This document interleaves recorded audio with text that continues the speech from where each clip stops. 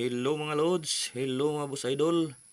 Welcome po ulit dito sa ating munting channel Dan Mix TV at pakita ko lang yung gagamba kong nagmolt mga Boss Idol oh. Kagabi lang to nagmolt. Yan, yung isa na yan oh. Yan yung nagmolt kagabi. Yan oh. Humaba na yung galamay niyan mga Boss Idol. Hindi ko na lang palabasin kasi ipapahinga ko yan kasi ano pa yan, malambot pa. Kagabi lang nagmolt. Yan oh. Magandang gagamba yan mga Boss Idol. Baka kalain yung pula pusyo din. Hindi.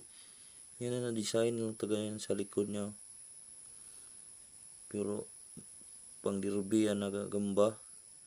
Ito yung dati niyang balat. Yan o.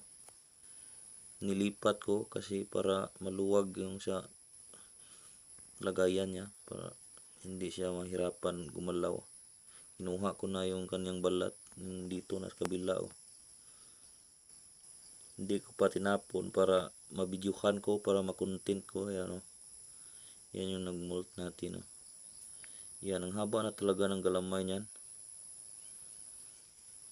At kung anong gagawin ko nitong nagmolt, ilalagay ko to dito sa sa screen. Meron akong ginawang screen. To.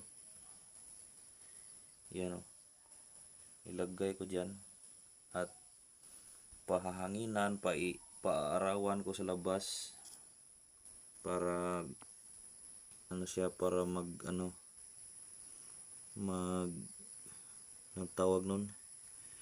Para hindi na siya malambot pag naarawan. Oh, mayroon pa tayong tala dito, tsaka isang tigre oh. Na good size. Ito kasi yung nagmolt. Ano lang to, TM size lang to. At ngayon, parang papuntang uis na yan. Pag binuka yan, sobrang haba ng galamay. So hindi natin pabukahin kasi hindi natin yan, pag ginalaw ko yan, largo na lipat dun sa screen. Yan o. Yun lang mga Boss Idol, hanggang sa sunod na video. Maraming salamat sa panonood. Ito na nga pala yung mga lods, so yung nagmolt sa pitak. Ito yung pinakita ko na nasa pitak, nagmolt. Ang ganda mga lods. Ganda mga Boss Idol oh. Pang derby talaga oh. Malaki na talaga to. Kasi nung hindi pa to nagmolt, TM kasi size nito.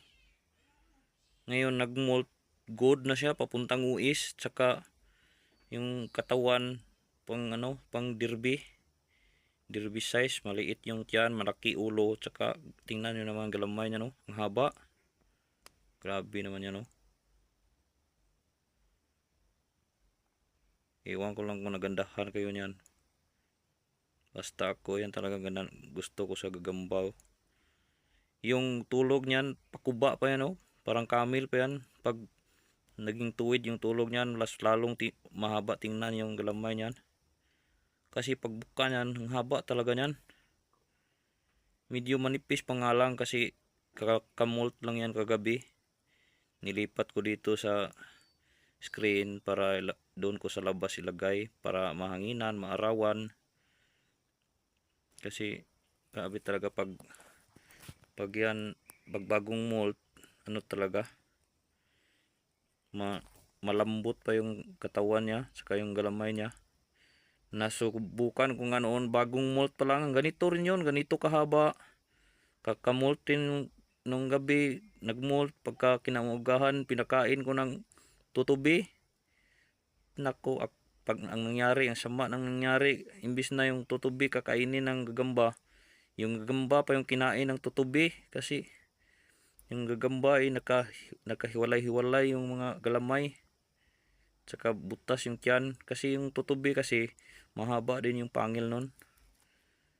Kung yung gagamba malambot pa kasi bagong molt, ayun nadali yung gagamba, sayang. Ito ngayon pag-isipan ko pa to kung anong gagawin ko nito, kung kailan ko to pakainin, kasi mahirap na baka matulad nung nangyari noon.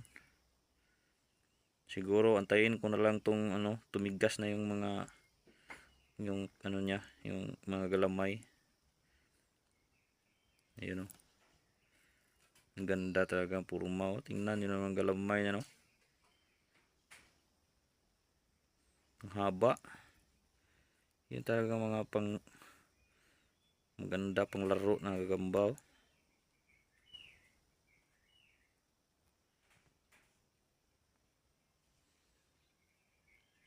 Grabe naman to. Yan, na talaga yan, good size, papuntang uis na talaga yan. Yung ganyan na tulog, halos abutin niya yung 5 piso. Kaso wala akong 5 piso ngayon eh. Naubos yung barya kong kahulog sa wifi. Yung wifi na piso wifi, naubos yung barya kong kakahulog. Kaya ngayon ang natira, tibuok na lang. Tibuok araw, walang pira. Ano ba yan? Yan lang mga boss idol. Sana mas gumanda pa to pag pag naging matigas na tong galamay niya. Sana mailaro natin to.